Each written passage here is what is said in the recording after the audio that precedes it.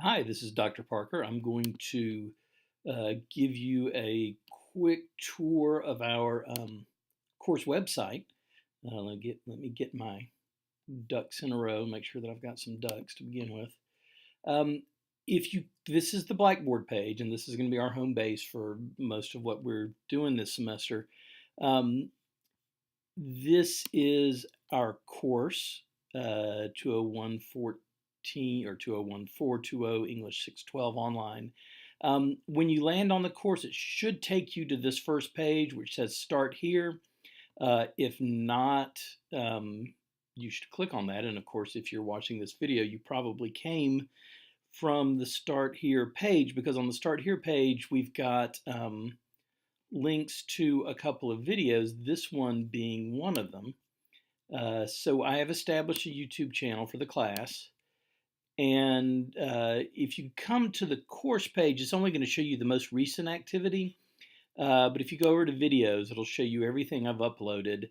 And so far, I haven't uploaded the video you're watching now because I'm recording it now, so I can't have uploaded it yet. So sort of an inception moment for you here, because you're living in the future. But other than that, there's the introduction. There's me, and that's my little dog. And I've got a pronunciation video up, and by the time you see this, there may be other videos up too. This is where I will upload videos, and if you make a video, it's where you will upload it, and we'll talk about that later on.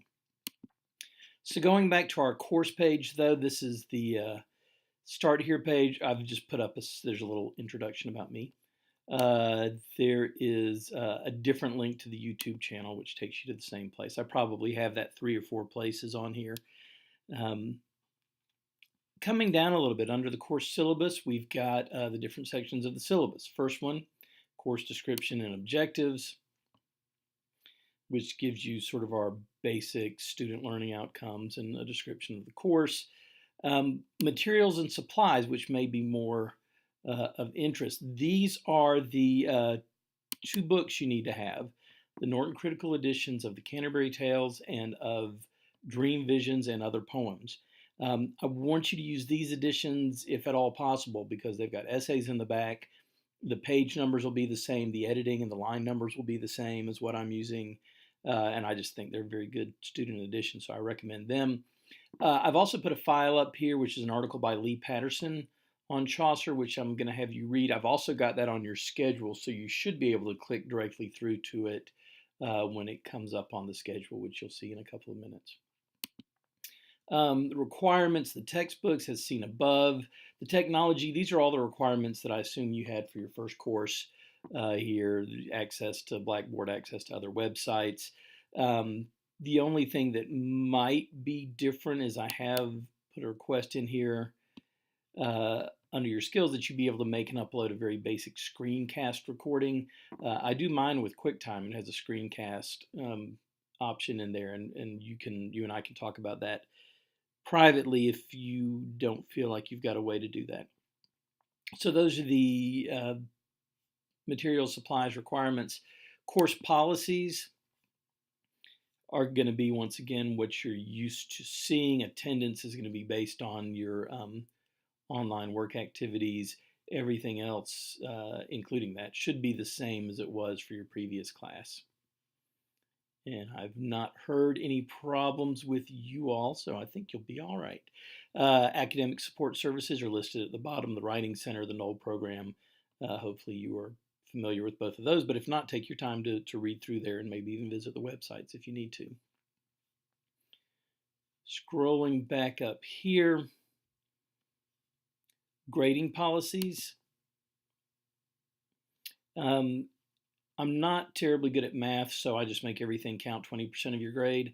A midterm, writing is going to be a 20% grade.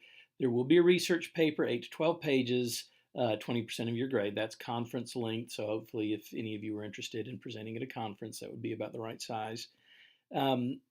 Participation in online discussion, which, as you know, is very important, will be 20% of your grade.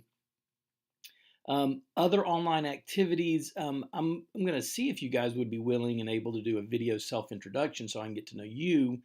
And then towards the end of the semester, you're going to need to do a screencast presenting the findings of your term paper, which is your 8 to 12 page term paper. What would be ideal would be if you could have a PowerPoint or a Prezi that you can then make a voiceover screencast of and that we could all watch. That'll be 20% of your grade, and then a final exam, which will be 20%. I've not ever taught an online course before, as I'm sure you'll recognize almost immediately. I am going to be as timely as I can with grading and feedback. Since there are not so many of you, I think that'll be practical, if not easy. The grading scale, the academic regulations are all things that I believe you've seen before.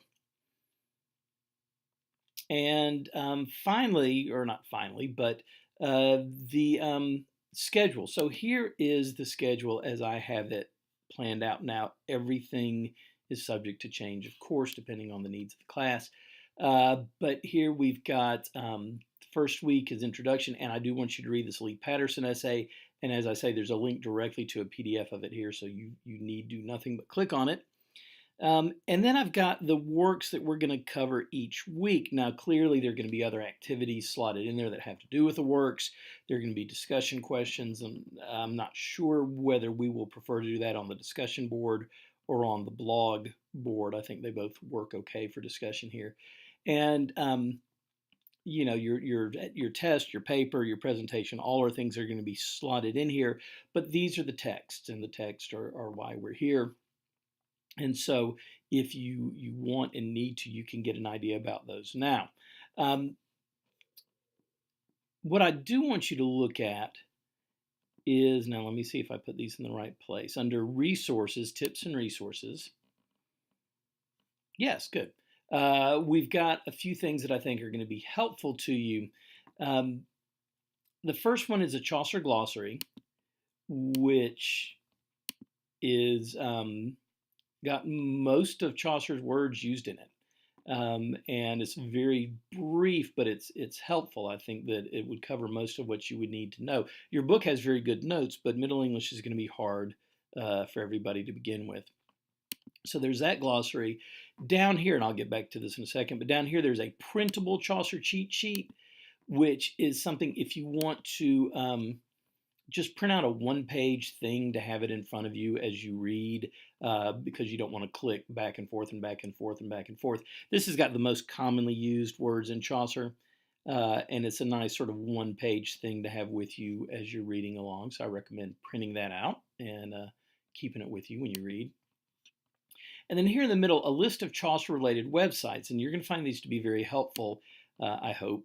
This is this was a instructor in Maine at University of Maine at Castro, and he put together a very good list of things. But one, and you can explore this at your leisure, and I hope that you will. But under here, you'll see there are text, and there are translations, and I do not frown upon you using translations, and in fact, I think you'll probably need to, at least to begin with, use some translations. The trick is that you need to use the translations in conjunction with the original text rather than instead of, because then you're going to find it'll be difficult for you to follow along when we discuss things if you don't know them in Middle English, and that's part of the goal of the course is for you to be able to know and even pronounce the Middle English, which we'll talk about later. But if you'll look at the translations, the first thing we're going to read is the Book of the Duchess. If you scroll down here to the Book of the Duchess place, you can click on, let's say you want to look at the PDF, and you will find yourself a nice translation. Now, it's not necessarily a line-by-line translation, but it will at least give you the sense of what's going on. And this can be confusing. The beginning, the first few poems are dream visions, and they're very odd in some ways, and I think a translation will definitely help you. So, like I say, not only do I not frown on that, but I encourage the use of some translation in there. So I believe that covers most of what I want you to know about from this website. You do need, if you click over here on the course interview, you do need to do the GW enrollment verification activity so we know that you are in the course and that you will get credit for it. So that's up here at course overview. Please do that as soon as possible. Orientation modules you probably don't need because you've done these before. Support services, I think, would be something you would know if you needed to look at. I'll go ahead and cut off this recording now, but please contact me by email or however with any questions, and we will be sure and get everything straight. I'm very much looking forward to working with you.